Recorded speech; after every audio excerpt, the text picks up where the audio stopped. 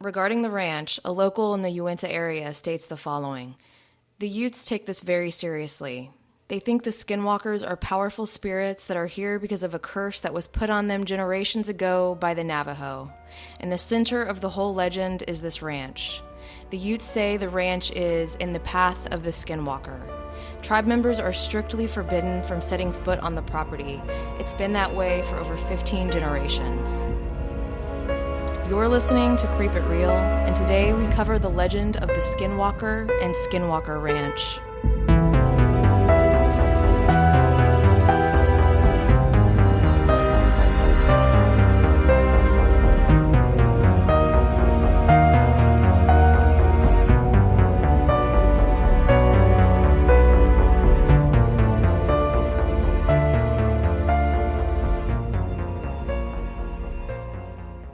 Creep It Real is a podcast where we present our theories of the subjects we cover based on our interest and research.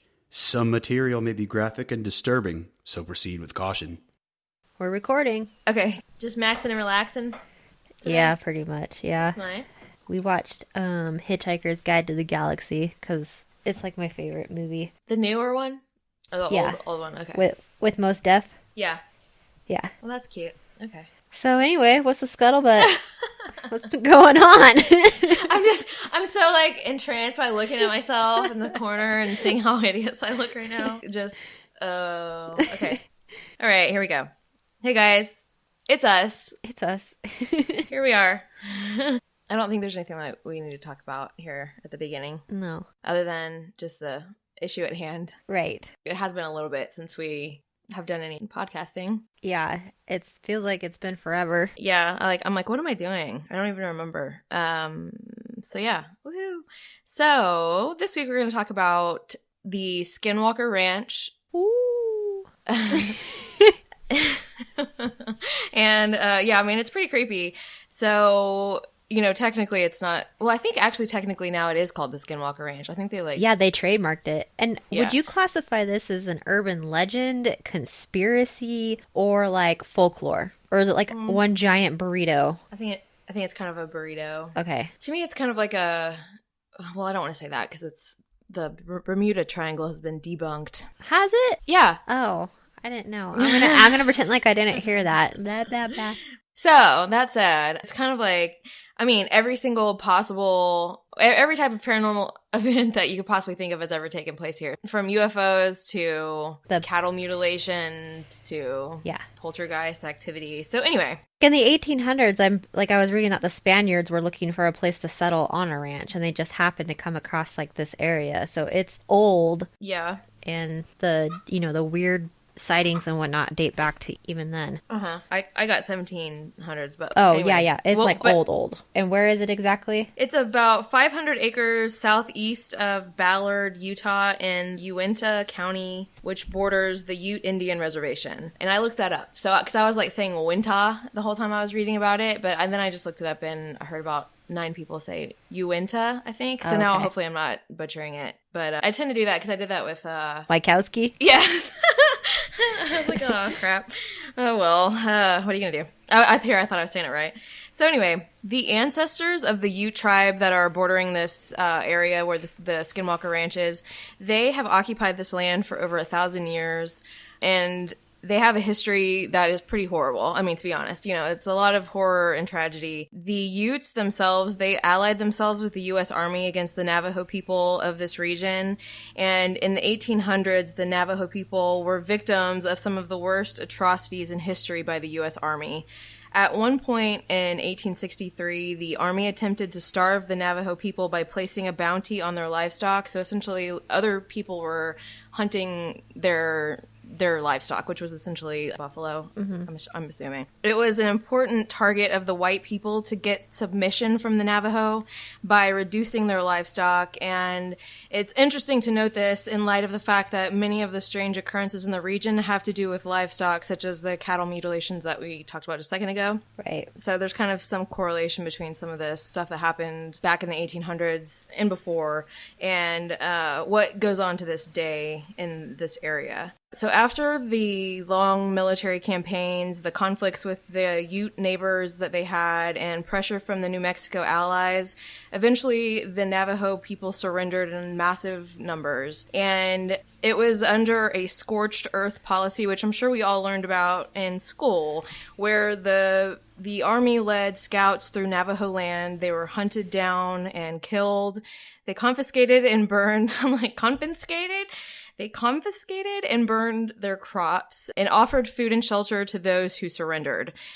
There was over 8,000 Navajo that were taken on this surrender march, where they were forced to march over 300 miles to incarceration at Fort Sumner, New Mexico, and over 200 Navajo died during this march. It is important also to note that those who did not surrender and were able to escape did so into the mountains. And this is particularly the Navajo Mountain and Bears Ears Mountain, where they waited for the release of their families. And it's pretty easy to imagine that they began to build up resentment and hatred towards these people who had just essentially destroyed their entire way of living for the past multiple centuries. Yeah. So the Navajo, they passed down their history and legends through verbal history. So it's difficult to understand the full effect that this had on them as a people, and it is likely still handed down to this day. The Navajo's history carries a very important spiritual component when it comes to how they defended themselves from their enemies. One of the most relevant here is the Skinwalker. And Skinwalkers are another type of witch which is closely associated with underground gatherings. They are wer-animals and own an animal skin that is used to transform them into these animals. Any real animal can see through the Skinwalker's disguise, but even a human can recognize the unnatural creature. For some unexplainable reason, even a well-seasoned Skinwalker cannot obtain the perfect animal gait or leave the proportional correct-sized animal tracks. Which is also kind of interesting as we get in more to the actual Skinwalker Ranch stories. The sightings that everybody sees around here of animals are always kind of a little bit off. Like, they're never completely accurate to what an actual animal that we would think exists, their size or the way they act or the way they run, etc. There's always like something off about them. They have pictures, you could see like actual photos taken of animals on the ranch, and like there is definitely something off to them. And I'm not gonna like jump and say, oh yeah, definitely, but there was like this wolf creature, which we'll get into, and it was massive. Like, just it was weird to look at. I mean, I might jump in and say, I might already be like, yeah, I'm down with this stuff. Like, something's going on here. I'm going to be completely honest with everybody here. I'm definitely subscribing to some crazy stuff on this one, personally. Shy. Do you I mean, I have a tinfoil hat. And I need it for today. I do. We should actually, like, wear... It would be funny. Should we wear them? No, I mean, like... Yes, and take pictures. It would be pretty funny. Yeah. While we're recording.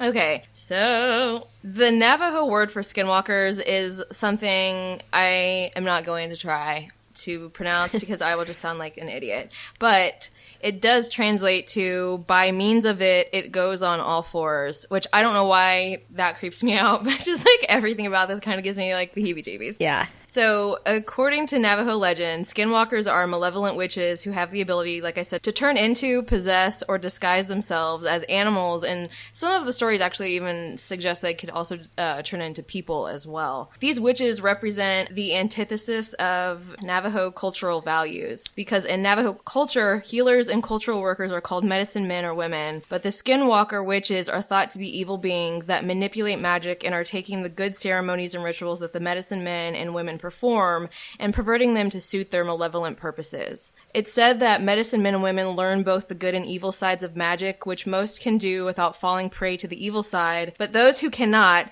become evil witches or skinwalkers. Great. The Navajo have always been reluctant to discuss the skinwalker legend with outsiders, which has led to little understanding by non-Navajo outsiders of the legend. It's funny because husband has a friend who is, I already forgot, Creek Indian, and he said that he always used to tell him stories about something that was a skinwalker, but they call it something else, but it's exactly the same thing, and how he would be like, don't talk about it. And my husband would always make fun of him, like, that's stupid.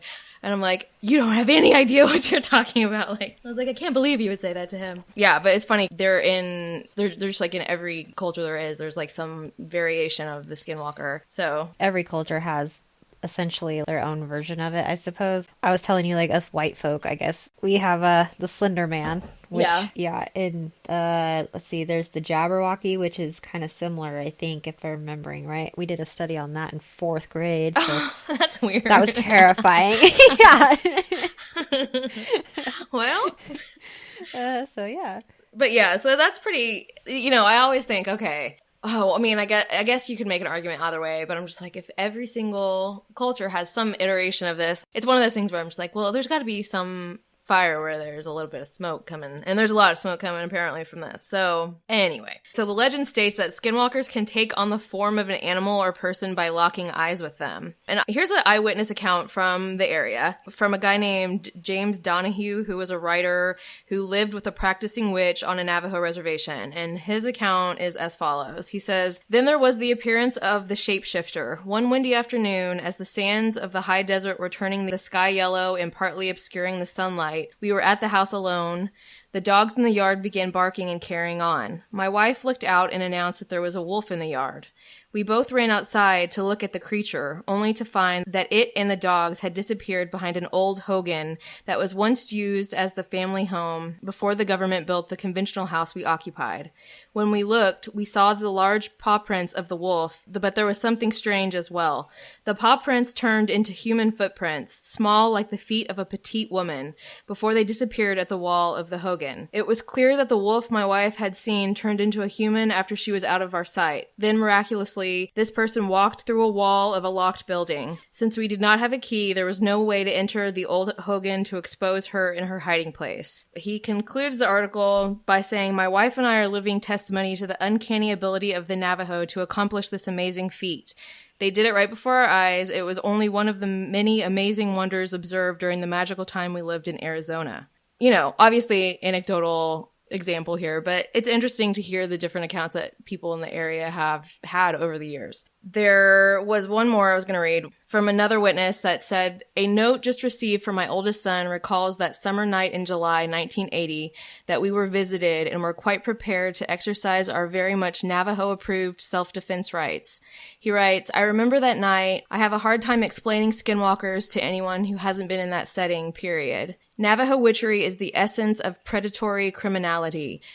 Why did I say it like that? Criminality. No law enforcement agency of any kind intrudes into the matter of traditional Navajo self-defense when this extremely ancient and malignant evil threatens one's very health and life. I mean, to me, they take it pretty seriously. Yeah.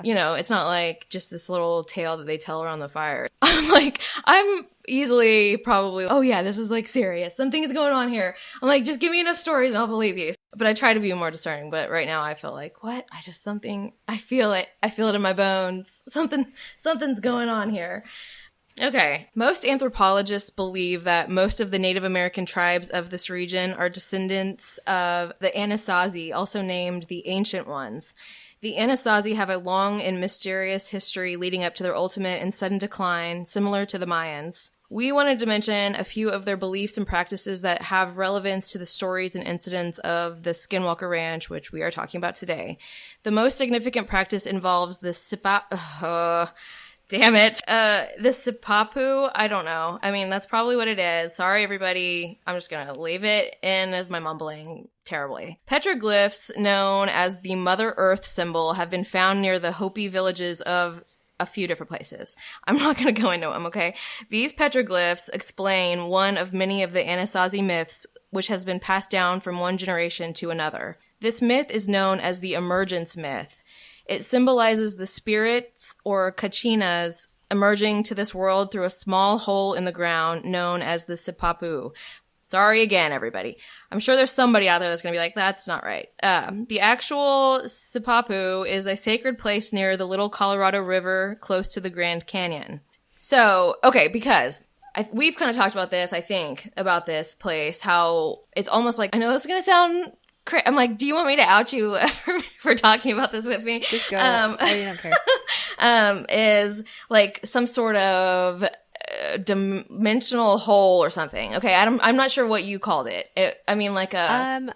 I was talking, because we were talking about atoms and how they're so unstable, and how like matter, and there's like antimatter. Yeah. Everything's just kind of, I don't know, because we were talking about how there's people that just like disappear literally into thin air. Yeah. And there's no trace of them. Yeah. Nothing. It's bizarre. Did they fall through like an unstable atom portal something? And okay, this is kind of unrelated, but on this topic it's not. When we get into more like missing 411 stuff, it will completely disappear, like rubber shoe, all sorts of things completely disappear, and then 5 years later a pair of their shoes and a pair of pants stacked inside of them are left. Like, what? It's bizarre. So what we were discussing is, I was telling you, like in Antarctica, there's like some weird magnetic pool. Uh-huh. It could, I don't know, it could be something related to that or whatever. Yeah. Just something that our current scientific explanations have no way of explaining to us, but doesn't mean that in the future, whenever our science gets more advanced, perhaps, that we could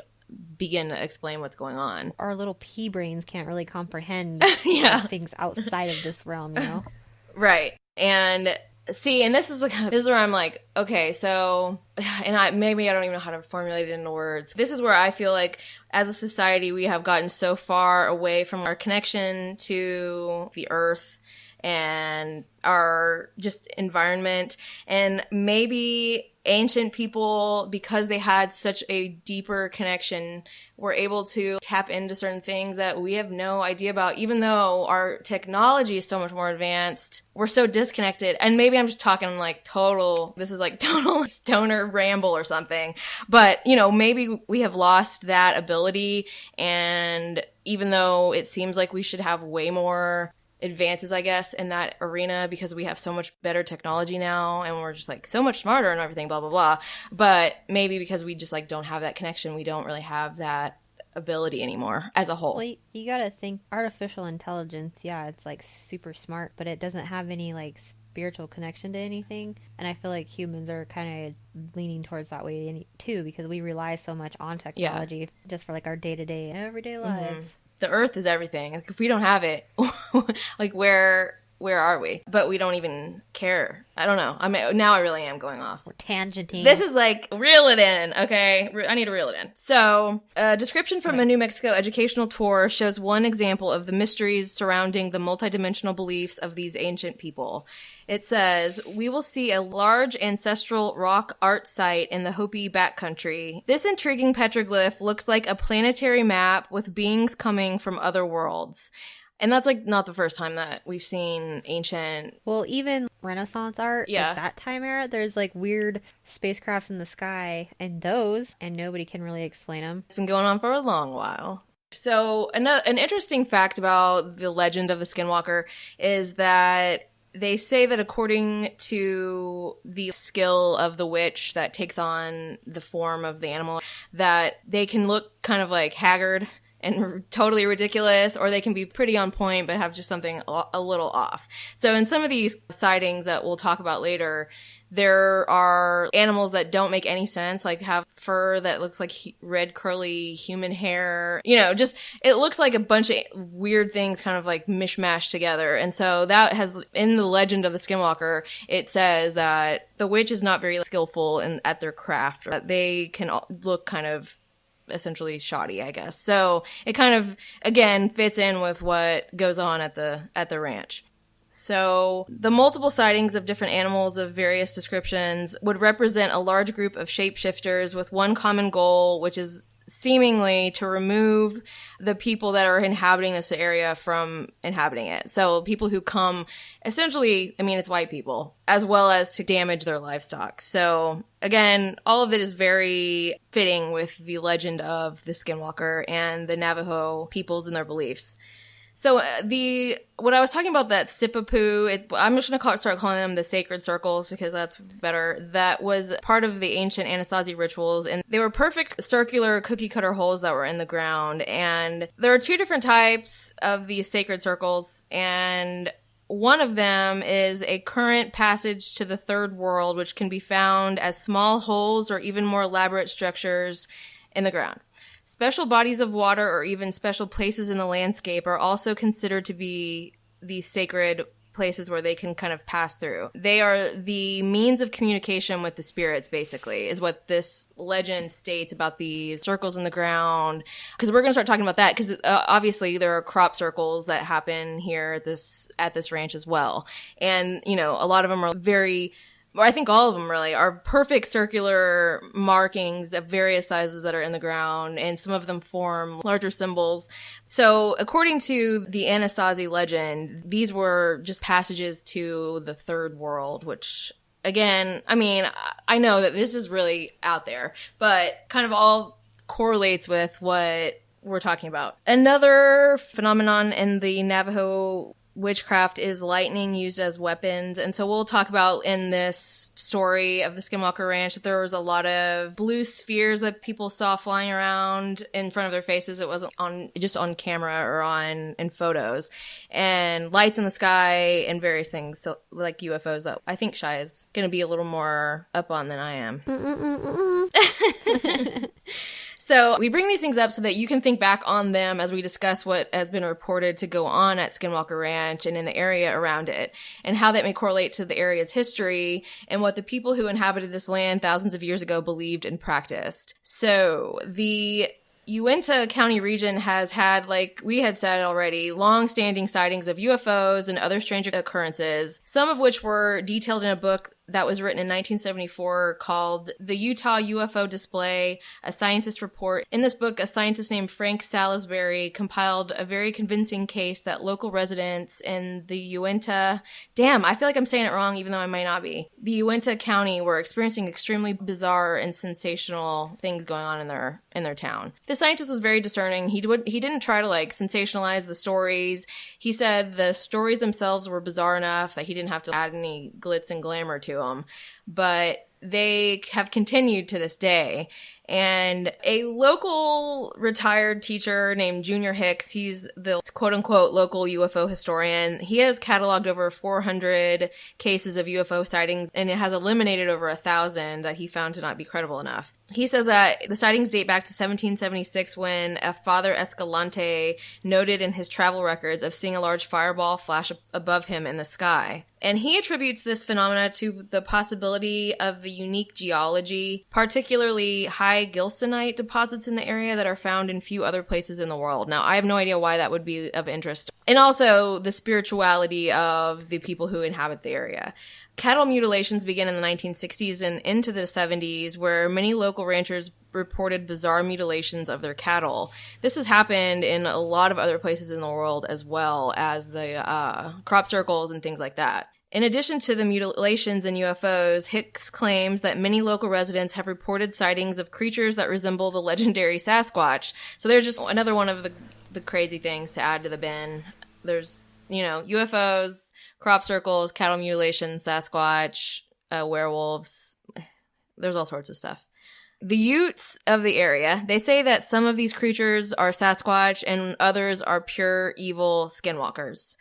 And while the area itself has a vast history of paranormal sightings and events, the highest concentration of events has always taken place at the location of the Sherman Ranch, which now we call the Skinwalker Ranch. Hicks says that on a few occasions while working odd jobs at the ranch that he saw things like a compass spinning wildly out of control as if disturbed by a magnetic force, and other things that could not be easily explained. Why does it seem like everything always comes down to some weird magnetic force? I'm talking, seriously, I guess that's what we were just saying, isn't it? But yeah, just, So many of the things that we've talked about have these similar aspects of the story, It's just you got to think that has something to do with it. Well, when I was reading, it was pretty terrible in my researching. I was reading up on cattle mutilation. Oh no. And I was like, wee! But, so they were saying they try to debunk it, not by mutilating cattle, but these weren't small herds of cattle. And it was strange because of some of the instances where the more expensive prized heads of cattle were the ones that were singled out for the mutilation, right? Yeah. And they don't know why. Right. So they were like, well, maybe it's just somebody doing this, but I don't know if you've ever tried to sneak up on a cow. It's not going to happen. No. And you're not going to like wrestle a cow down to the ground and like remove its organs. It's not unless. And how big were these? Like, were these bulls that they were talking about? Well, some of them were full-grown cows and some of them were calves, so I could understand the calf. Yeah. But you still have the mother cow, which can be pretty aggressive. So they were just saying, you know, even with like a high-powered tranquilizer, you still have an entire herd of cattle that you got to get through, find the one, you know, right? And then the cows are noisy too when they get disturbed. Oh, yeah, they're so loud. Yeah. So they can't explain how this one cow would be held down to the ground by a person or even like 3 people, have its ears cut off. And what are some of the other things that happened in the mutilations? Oh, Lord. Okay, so a lot of the cows had their ears cut off and lacerations on the lips. And a couple of these cows even went into veterinary care where they actually got better. But once released back on the ranch, their state deteriorated rapidly and they ended up dying. Oh my gosh. I know. Some of them were alive but had missing eyeballs. What? Yeah, but the thing is even when the organs were removed and whatnot, the way that the cows were cut, it wasn't like a crude knife. It was like precision, right? And you would have to know where like specific organs were in a cow to remove, you know, because not all of them were always missing. It was like a liver or a heart or a spleen. Yeah. I mean, some were completely gutted, and even some were completely stripped of their flesh, their hide, and all the meat, and there was nothing but just bone left. What the heck? Right? I was like, okay, when you said the eyes thing, were they cut out or were they like melted or something? Well, the pictures, there was nothing but just like these black sockets left. Okay. So it like didn't burned really out look or something. gouged. Yeah. Ugh. Okay. Well, that's pleasant. Yeah. That's so disturbing. I know, because if it would be a human, like you would probably find footprints. Yeah. You know what I mean?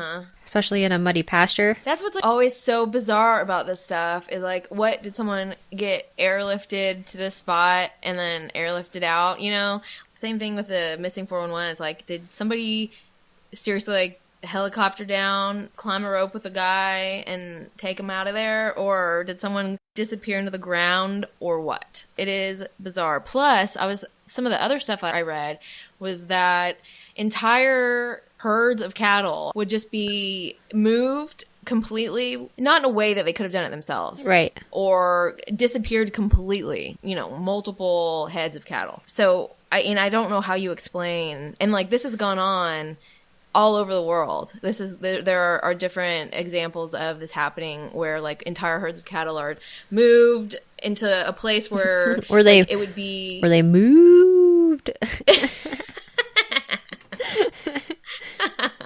Oh dear, there you go. Doing what you do best. Mooing. Just kidding. That's not what I meant.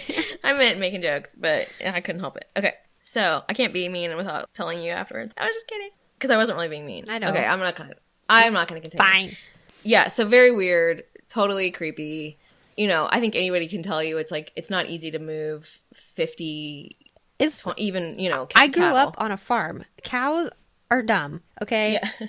You try to get them into one spot and they run to the other spot. Like, and they jump fences really well too, believe it or not. Well, maybe they're not dumb. Maybe they're just like, I know the end game here, lady. That's true. It's not good. Okay. Oh, we got like a bunch of new little calves next door. And I was like, either way, I was like, oh gosh, all those little babies Don't are so get cute just laying mutilated. around with their giant ears.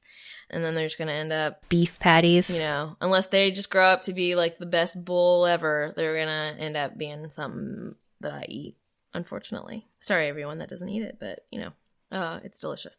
Okay, so here's what Hicks, the UFO historian in the area. So Hicks says the Utes don't mess with it. Talking about the ranch, they have stories of this place that go back 15 generations. They say the ranch is in the path of the Skinwalker. Dun dun dun. That's creepy. Imminent danger. Really. I'm like, So, okay, if it's in the path of the Skinwalker, then maybe it is like this interdimensional Right. portal, and that's how they get in between the worlds. And like, people Right. are like, let's build a house on it and raise cattle, dirt.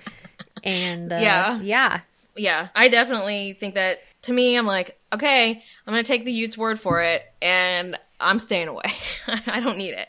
So the first claims of paranormal events at the Sherman Ranch appeared in the Salt Lake City, Utah Deseret News, and then the Las Vegas Mercury, and articles by George Knapp from the radio show Coast to Coast, who is the recipient of many Emmys, a Peabody Award, and an Edward R. Murrow Award, if anyone wants to question his validity? Yeah. Okay. He and Colm A. Kelleher, PhD, co-authored the book Hunt for the Skinwalker, which we are going to use. A good deal of our research came from that book for this topic.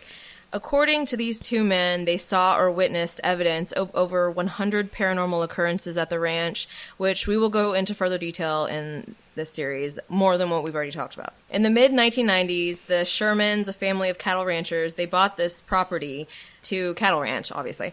They thought it was an amazing oasis for them and were puzzled about the fact that it had been vacant for 7 years. I'm like, I mean, not to be mean, but like...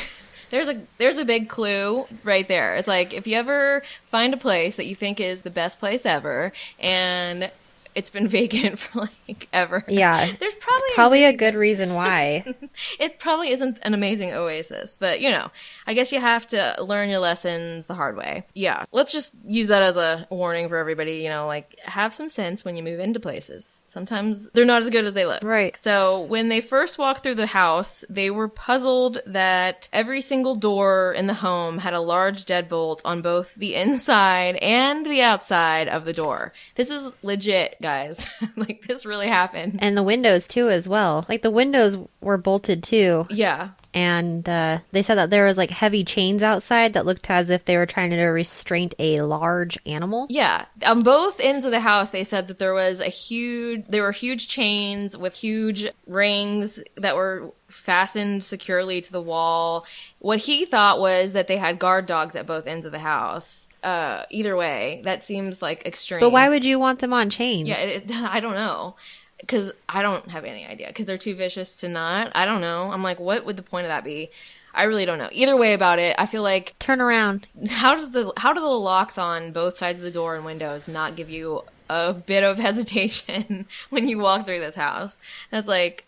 when people go into a house and there's a basement that's padlocked and like boards are hammered over it and they're like, it must get too cold down there.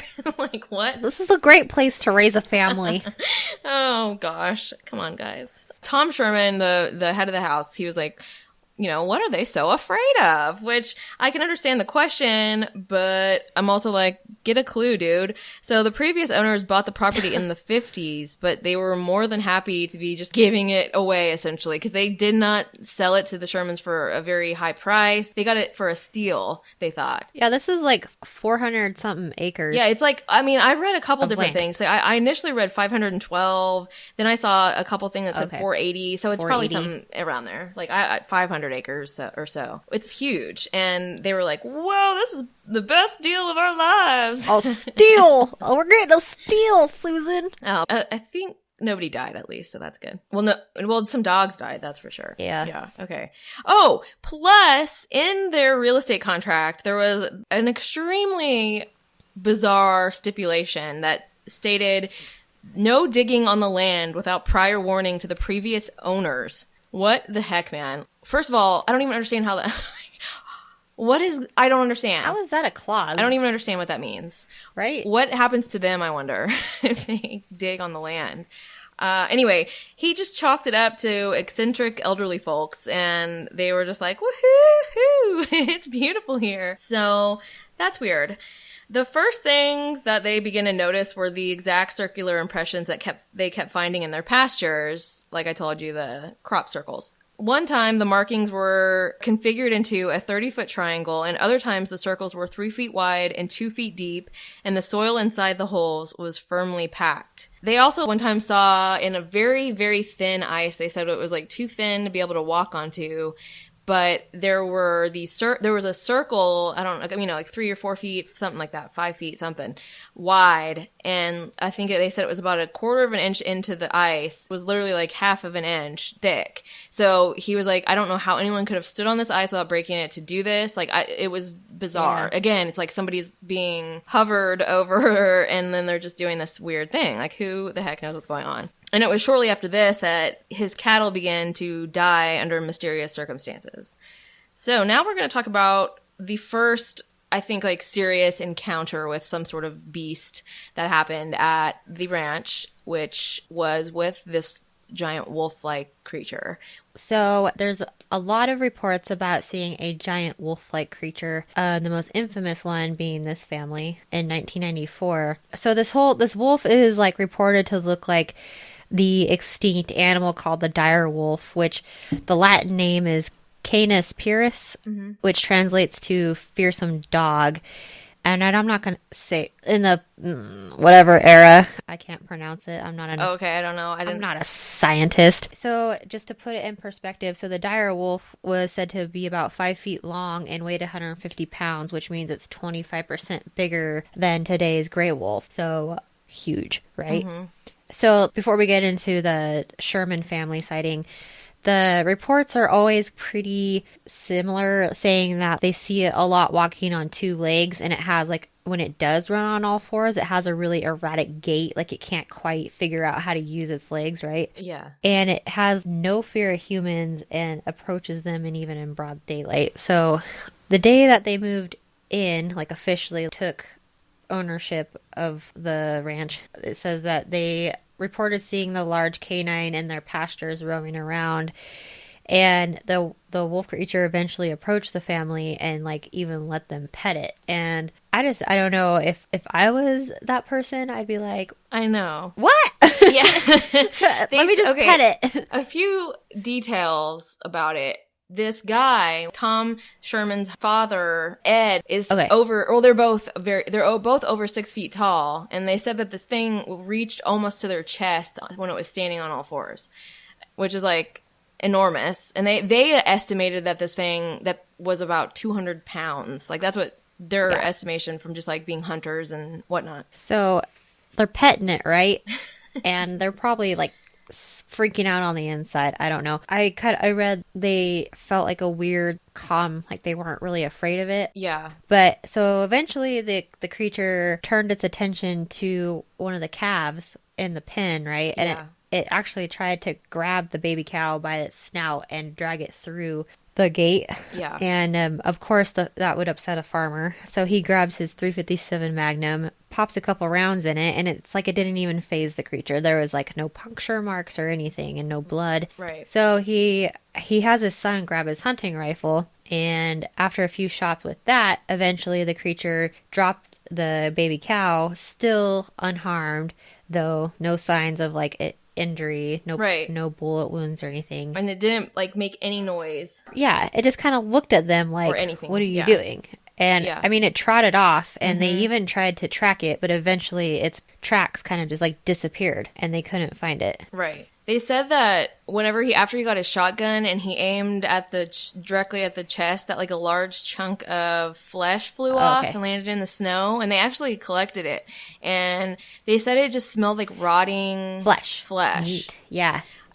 Which kind of, again, fits along with the Skinwalker legend, because they say that they take or some of the legends say that they take like a rotting carcass and make that into, that's how somehow they were able to disguise themselves as, or turn themselves into this animal that has died. Yeah, and just to emphasize this, this family, they, in the book that was written about them, they had them use a different name. Like, they didn't want anything from any of this. So it wasn't like they were making these like crazy stories so they could get famous and rich. They just were telling what happened. So, and to emphasize how crazy this is, like that, the rifle that, just if you don't really know, I mean, I don't really, but I just read, the rifle that he used on the wolf thing, he had used multiple times to kill elk from like 200 yards away. And he shot this wolf thing from 40 feet away, and it didn't even, like he said, it should have been just like a heap of like carcass of like torn up flesh, and it was just like, oh, meh, Well, not that bad. I've seen the holes that certain guns can put in animals, even from that far away. And yeah, this should have from that short a distance, would have blew out the other side massive. Right. And the other thing about that was that, they actually like heard the bullet rip through the flesh and bone. They knew, in their experience, he was an experienced hunter. He also was an experienced tracker. So again, like he knew how to track an animal. He knew what it sounded like when you kill an animal or you injure an animal. He said that the wolf should have at least been extremely, extremely injured. But by the time you got the shotgun, it was, or rifle, whatever. I don't even know. It was a hunting rifle. Hunting rifle. Then, yeah, I mean, it would have been dead for sure. Because that's not the size of an elk, Like, no. Yeah. So, anyway, from like 40 feet. That's crazy. Yeah, and they tracked it, like you said. And when he also said there was no signs of blood in the tracks at all, like, it was just clean, humongous wolf like tracks, and that they reached a point where it was muddy and they looked like they sunk down about 2 inches into the mud but continued on for another like 5 yards, and then they just stopped and vanished completely, and it left both him and his son like so terrified they didn't even know what to think. They just were like, okay, well, we better get back home, but like, what the heck is going on? Well, even like after that, Gwen Sherman, she reported a few weeks later, she had a really nerve-shaking encounter with a wolf creature as well. She said it approached her car and its back stood flush with like the roof of her car. That's like how big it is, right? What the hell? And it had an unidentifiable dog-like companion with it. What? So like there's a massive dog theme. And so yeah. So that's totally awesome. I would be like, I mean, how scary is that? Okay, so basically, there's your answer about why you have locks on all sides of your doors and windows, is because there's a freaking skinwalker dog, whatever it is, dog family living around your ranch that wants to at least show you that it's not afraid of you. I mean, in the very least, whatever that whole display was, it initially was very calm, and they thought, you know, it's just coming up to us for love. It just wants some pets. And then it's like, nope, I'm going to show you. I'm going to eat your calf. Right. And then, anyway. So it didn't attack them, but definitely wasn't afraid to, like, go after their stuff. And again, it's one of those things where it's going after their livestock again. Well, or, that just seems to be a running theme. And like an even more bizarre report, if you could get more bizarre. Well, let's hear it. So there was 2 cops on patrol, right? And they were driving down the road and had reported seeing 2 humanoid type creatures. And they said they were wearing trench coats and everything. That they were just, smoking cigarettes on the side of the road. So they stopped. And when they saw when like the creatures turned, they said that the humans had dog heads. What? So the 2 cops looked at each other in disbelief, looked back at the creatures, and then they were just gone. But the newspapers and reports were just so in disbelief. They didn't even run these as reports like this. They were like, y'all are crazy, which, I mean, I don't know. This one's weird.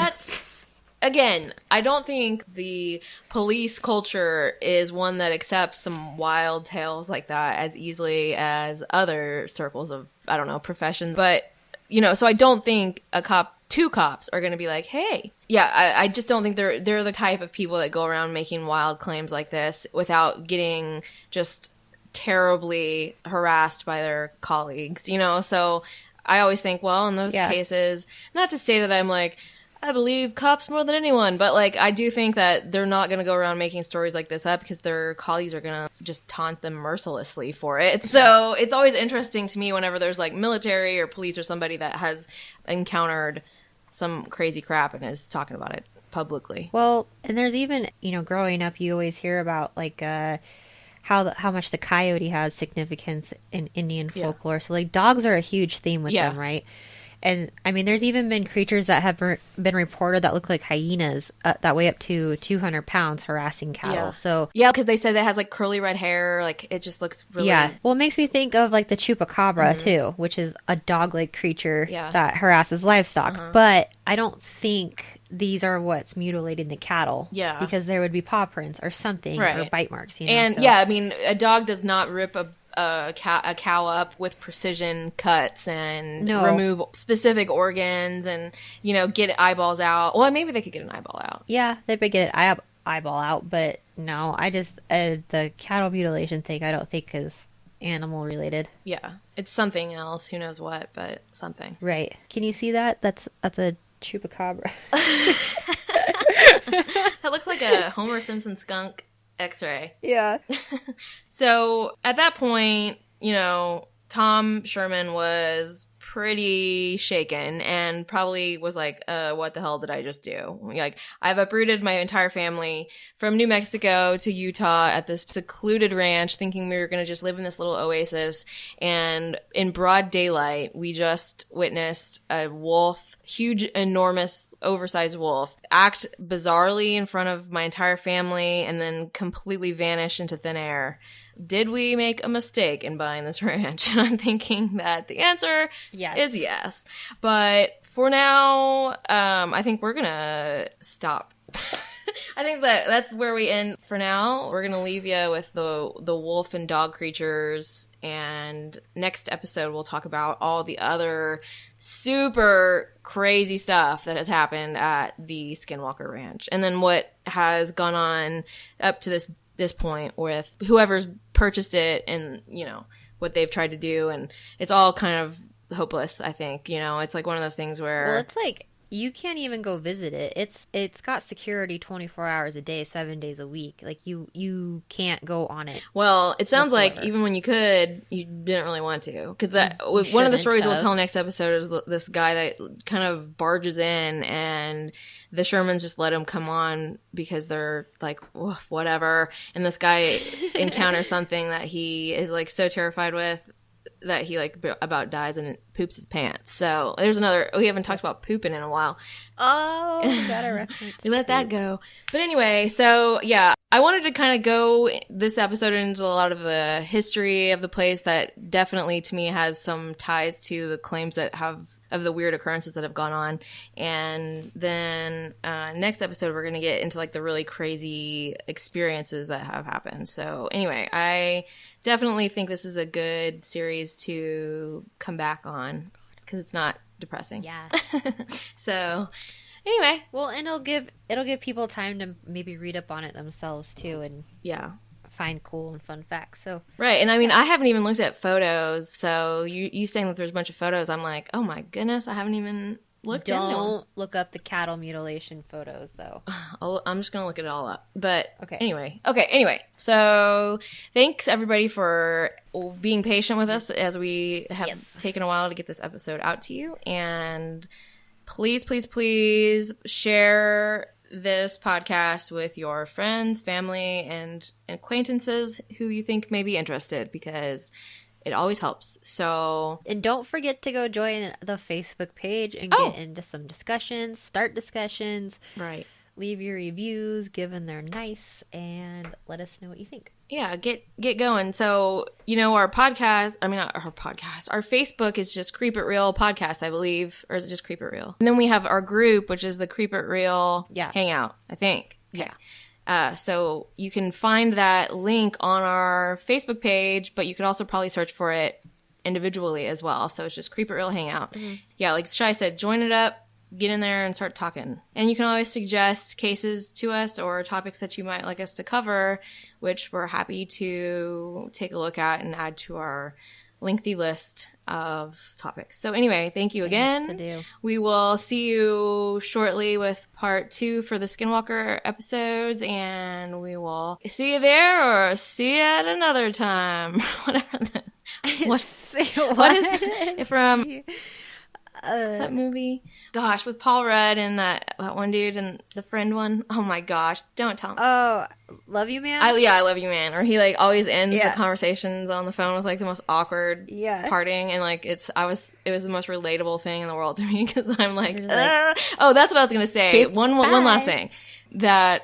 For the first time ever, okay, so part of the reason why we've taken so long, which I kind of explained, but anyway, my brother got married in Colorado. It was a beautiful, amazing thing, but it was very involved. Okay, hi, Casey. It was a long, there was a lot of traveling, there was a lot of stuff to do. So it kind of and I forgot all my study materials for Skinwalker, so it took a little bit more time. And plus, I didn't have any time. So anyway, gosh dang it, what was my point with this? Oh, so for the first time, okay, so we flew into Denver and had to drive 4.5 or so hours to the destination. And so for the first time ever, my husband listened to parts of the podcast because my brother wanted to listen. Oh my God. And my mom wanted to listen, and he was in the car studying, but he would hear it here and there, which I was like, oh God, I don't he's never listened before. So I'm like, I don't even want him to. But he was like, geez, you really sound like you're having a nervous breakdown. I was like, oh my God. Great. He was like, that's not how you sound. Like, that's not how you sound at all. I was like, oh my God. I was like, I really need to work on my calm down methods for podcasting, apparently. He was like, you're laughing uncontrollably. I'm like, oh my God. Whatever. We have a good time. Yeah. I'm like, calm down. You don't know anything about it. You don't know our life. But, okay. So, I don't know why I decided to tell you all that, but okay. Well, we'll see you next week, guys, with another episode. Rousing tale of skinwalkery. And so, we'll see you later. Bye, Creeper Real out there, buds. See you later. Shai's doing a lot of dancing right now that you can't see, but it's there. Just think about it in your creative little minds. But anyway, we'll see you later. In your little pea brain. Think about it in your little pea brain. What your little pea brains can imagine. Okay, farewell. Yes. Sayonara. Bye.